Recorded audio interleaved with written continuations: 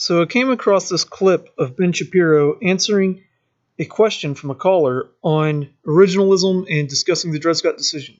I'm going to play it and add some commentary, basically show where Ben Shapiro is right and also where he doesn't quite hit the mark. Let's go. Yeah. Let's see. Phil in Chicago, Illinois. You're on the Ben Shapiro Show. Go for it, Phil. Hey, Ben. First of all, just got to get you away from the dark side of the White Sox and over to the Cubs, but that's a conversation for a different story. So my question pertains to the judicial philosophy of originalism and why it's best. So I'm not a lawyer, so I don't have much educational background on this topic, but when I read about it and listen to people like you and Ted Cruz and Amy Coney Barrett speak about originalism, obviously Scalia, the idea of it makes a lot of sense to me as a judge.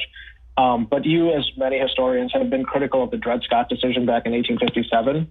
Yes. And my question is, how does originalism not arrive at the same conclusion that Roger Taney did in that decision? And just real quick, he famously said, Roger Taney, the Chief Justice at the time, said, black people are, quote, not included and were not intended to be included under the word citizens in the Constitution and can therefore claim none of the rights and privileges which that instrument provides. Yada, yada, yada. So from an originalist standpoint, wasn't he right about that conclusion? Because it required constitutional amendments to ultimately overturn that decision. So How do you square those two things? Right. Okay. Together? So Robert Bork, who was one of the chief originalists, he wrote in his book, Tempting of America, about Dred Scott. To understand why Dred Scott is wrongly decided along originalist grounds, you have to actually look at the constitutional grounds cited by Justice Taney in the Supreme Court in suggesting that it was illegal for a state to create a citizen out of a black citizen. I mean, that's really what this is about, right? Dred Scott was brought from a slave state. He was a slave. He was brought from a slave state into a free state. And then he claimed, I'm a citizen of this free state, right? Because in this state, I am a citizen, as opposed to that other state where I was a slave. And the Supreme Court declared you cannot be made a citizen when you are not a citizen in one state, right? So you weren't a citizen in the slave state, but now you move to the free state. They should be able to recapture you, bring you back into slavery in the old state because nothing, quote unquote, makes you a national citizen or even a citizen of the state where you claim that you are a citizen. In order to achieve that result, it's not just that Taney had to discuss what citizenship constitutes under the Constitution. He had to suggest that one state, a free state, saying, no, this guy's now a citizen of our state, had to be made subservient to the opinions of the slave state. Okay, so the conflict first doesn't even come from a state versus state issue per se. So it is true that Dred Scott was taken to a free state of Illinois, but where his marriage occurred was in the territory of Wisconsin, which is now modern-day Minnesota. So that is actually a federal territory at the time, which means it's not even a state-to-state issue. Under the Northwest Ordinance, neither slavery nor involuntary servitude is allowed. That's specifically stated in the Northwest Ordinance. So his claim was based on a federal citizenship in a federal territory through the marriage of his wife in that territory. That's the first thing. The second thing is that you don't need to be a citizen to have rights. The Fifth Amendment to the Constitution actually guarantees the right, and I'll read it here, that no person shall be held to answer for a capital or otherwise infamous crime unless on a presentment or indictment of a grand jury, except in cases arising in the land or naval forces or in the militia, when in actual service in time of war or public danger. Nor shall any person be subject for the same offense to be twice put in jeopardy of life or limb, nor shall be compelled in any criminal case to be a witness against himself, nor be deprived of life, liberty, or property without due process of law, nor shall private property be taken for public use without just compensation. So, no person shall be deprived of life, liberty, or property. A person is being deprived of liberty, which is in direct violation of the Fifth Amendment to the Constitution. And I'll continue playing Ben before I add more commentary, so we can listen to him some more. Right, because it was a conflict between the states. There was a conflict between, I believe it was the state of Missouri and the state of Kansas, if I'm not mistaken, but I'd have to try and recall which states he actually moved to. In any case, what happened there is that Justice Taney then suggested that there was something called substantive due process. A substantive due process is the idea that you have been deprived of life, liberty, or life or liberty or property without due process of law. And so people, the Dred Scott's quote unquote owners, filed a lawsuit and they claimed that they'd been removed of their property without due process of law. Well, there was due process of law. The process of law is that another state where they had brought a human being declared that this person was a citizen. So what Tawney did is he said, sure, there was a due process, there was a trial, right? There was a trial court that decided all of this, and there was a procedure in the state, but it was not true due process because true due process would not have allowed this property to be removed. That was the Supreme Court supplanting its own judgment for the judgment of the state and suggesting that due process was no longer a question of whether there was a process, but of whether the process itself was fair in the view of Justice Tawney. Okay, so first off, on this point, Dred Scott actually was the one that initially sued Emerson, and the reason he did so was because he tried to purchase his freedom. For $300, he tried to purchase the freedom of himself, his wife, and his 2 children. So $300 is over $8,000 in today's money, and the Supreme Court, they actually overturned the decision of the lower court, which was ruled by a jury. So he tried to buy his freedom. She refused to take the money. He sued her for his freedom, went to a circuit court, which is a federal court. That circuit court had a jury. Initially, the court couldn't come to the conclusion that he was a slave. So they reconvened, and when the retrial happened, they were able to prove that he was a slave. Despite hearing that evidence, an all-white jury unanimously decided that Dred Scott and his family are to be set free. The Supreme Court did not like that decision. So Sanford, which is where the Scott versus Sanford case comes from, writes to the court, or Emerson wrote to the court, and Sanford represented her in the case, went to the federal court to overturn the federal Supreme Court, to overturn the federal circuit court, which was unconstitutional for them to even hear in the first place, and here's why.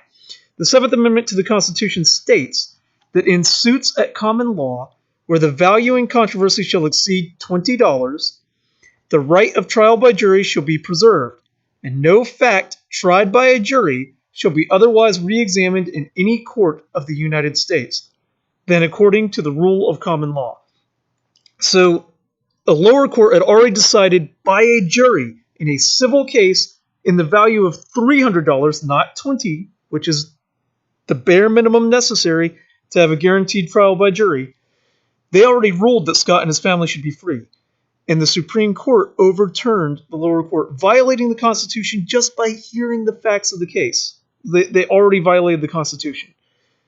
The next thing is that Congress is the one that's left with the right of naturalization, the power of naturalization. But it was a federal jurisdiction in which he was claiming his citizenship.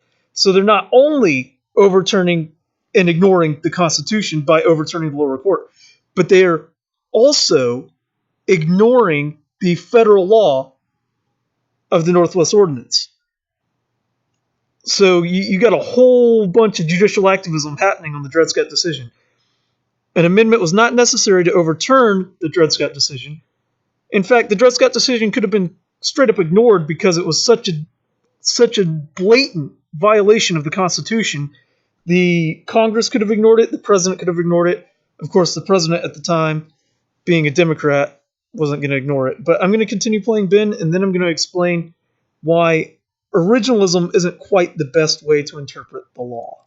Okay, and that is actually more the basis of decisions like Roe versus Wade, right? Roe versus Wade uses substantive due process in order to say that you've been deprived of your liberty without due process of law because there are abortion laws on the book. So there are 2 errors in Dred Scott. One is the federal Constitution does not actually define what a human being is, right? It doesn't define what citizenship constitutes, which means that states do get to have differential statements about what citizenship constitutes, which was the case in the early United States, right? This was the case. There were free black people who were living in the North, and they were full citizens of the North. And then there were slave black people who were living under horrific slavery in the South. And it wasn't illegal for the northern states to basically say, no, these people are citizens up here. This is why Abraham Lincoln suggested that Dred Scott was an attempt to nationalize slavery. It was an attempt to say that in the new territories, no new territory could declare a black person free. Instead, they were slaves under the Constitution. That obviously was not true. The original bargain is that black people were going to be slaves in certain states, unfortunately, and black people were going to be free in other states. Justice Taney nationalized slavery using substantive due process, which is anti-originalist, which is why the Dred Scott decision is both wrong and set the precedent for an enormous line of judicial abuses that goes on all the way until today, Phil. Okay, so right there he said the original bargain was that unfortunately some people would be slaves. But that's not entirely right. I mean, if we're going with an originalist interpretation, meaning we're going to interpret the intent of the people that wrote the Constitution and look at their intent, then you may be able to find that among some of the members. You may be able to find that, but it's not written anywhere in the text of the Constitution. So a textualist is more correct in this. Following the text of the Constitution, what the people actually adopted was the writing of the Constitution, not what was discussed behind closed doors. The debates did not come out till 50 years or so, give or take, from the actual writing or from the actual passing of the Constitution. So the people weren't privy to the debates of what was happening in the convention. The people were only privy to the text of the Constitution. That is what they adopted. And I'll explain that by going over Lysander Spooner's The Unconstitutionality of Slavery. So slavery is not mentioned in the Constitution until the 13th Amendment. Nowhere in it is it mentioned until then. It isn't legally recognized. Slavery is contrary to the Constitution even prior to the 13th Amendment's passage. I'll play the rest of Ben, and then I'm going to read a little excerpt from Lysander Spooner's The Unconstitutionality of Slavery to explain the textualist position versus the originalist position. That's the basic legal theory. Hey, Ben, so that makes a lot of sense. And I really feel that if the country understood originalism more, a republic would be so much more healthy in terms of like the volatility of politics and the temperature being risen. If people all sort of bought into originalism, that would be so much more healthy for our republic. Certainly. I mean, at least acknowledging that it's not the judge's role to make law, because what Taney actually did was make law, right? He was a judicial activist in the originalist sense. Okay.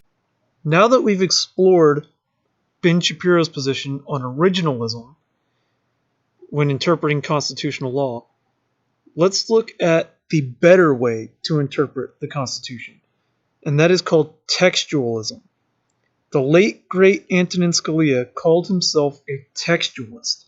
And the difference between the two is that an originalist tries to look at the original intentions behind the people that wrote the law, or in this case, the Constitution. Whereas textualists only look at the text, because it is the text that is ratified and adopted. So, a great place to look at this, a great explanation, is found in Lysander Spooner's book, The Unconstitutionality of Slavery. Here in Chapter 9, The Intentions of the Convention. I'm only going to read the first paragraph, and then I'm going to read a piece by Joseph Story. Again, that's probably like a paragraph long, just to round off the discussion. So, the intention of the framers of the Constitution.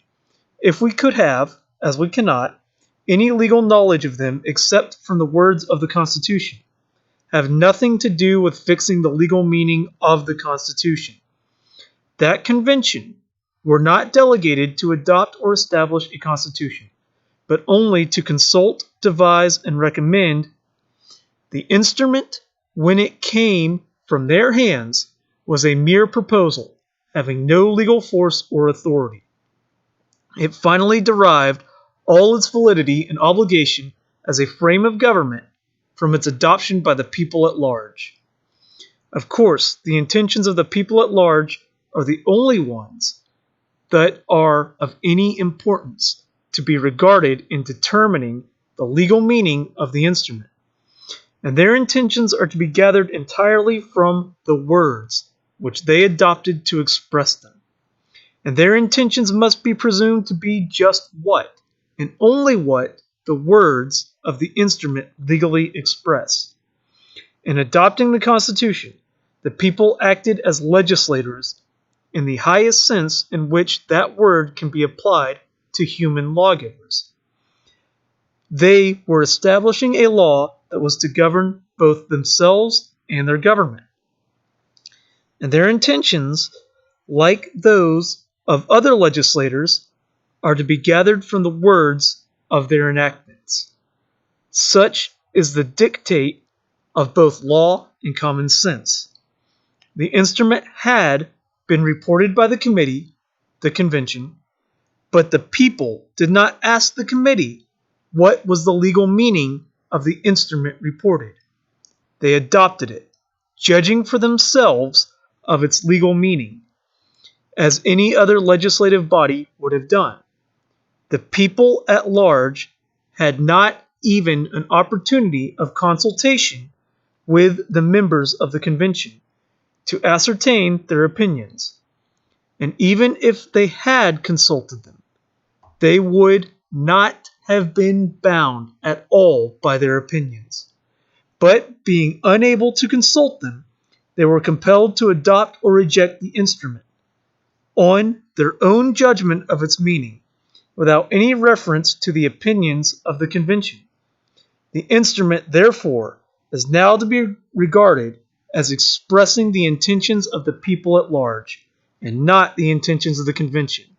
If the convention had any intentions differing from the meaning which the law gives to the words of the instrument. In other words, the debates in the convention weren't even presented to the people to begin with. They had no bearing or impact on the adoption of the Constitution, only the words of the Constitution itself.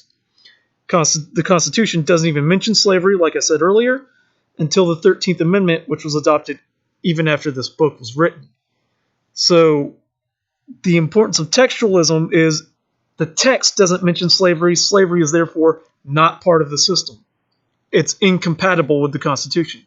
But if you go with originalism, you might be able to find some members who actually supported slavery and would therefore say that this piece of the document supports it or that piece does.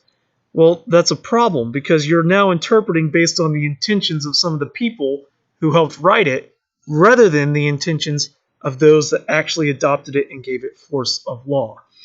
Now I'm going to read a small piece of Joseph's Stories and then finish off this discussion. Judge Story, in giving an opinion over the Bankrupt Act, replies as follows to an argument analogous to that which is often drawn from the debates of the convention in opposition to the language of the Constitution itself.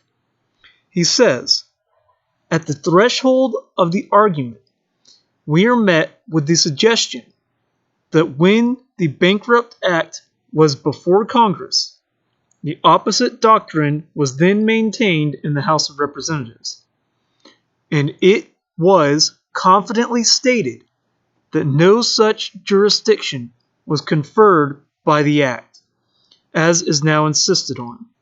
What passes in Congress upon the discussion of a bill can hardly become a matter of strict judicial inquiry, and if it were, it can scarcely be affirmed that the opinions of a few members, expressed either way, are to be considered as the judgment of the whole House, or even a minority.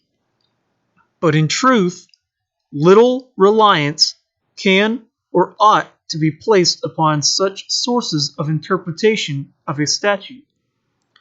The questions can be, and rarely are, there debated upon strictly legal grounds, with a full mastery of the subject and of the just rules of interpretation.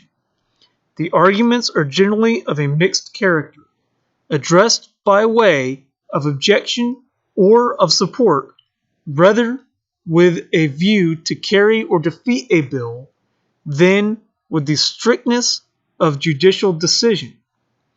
But if the House entertained one construction of the language of the bill, that the same opinion was entertained either by the Senate or by the President, and their opinions are certainly in a matter of the sanction of laws entitled to as great weight as the other branch. But in truth, courts of justice are not at liberty to look at considerations of this sort. We are bound to interpret the act as we find it, and to make such an interpretation as its language and its apparent objects require. We must take it to be true that the legislature intend precisely what they say, and to the extent which the provisions of the act require, for the purpose of securing their just operation and effect. Any other course would deliver over to the court an interminable doubts and difficulties, and we should be compelled to guess what was the law from the loose commentaries of different debates instead of the precise enactments of the statute. Nor have there been wanting illustrious instances of great minds which, after they had, as legislators or commentators, reposed upon a short and hasty opinion, have deliberately withdrawn from their first impression when they came upon the judgment seat to re-examine the statute or law in its full bearing.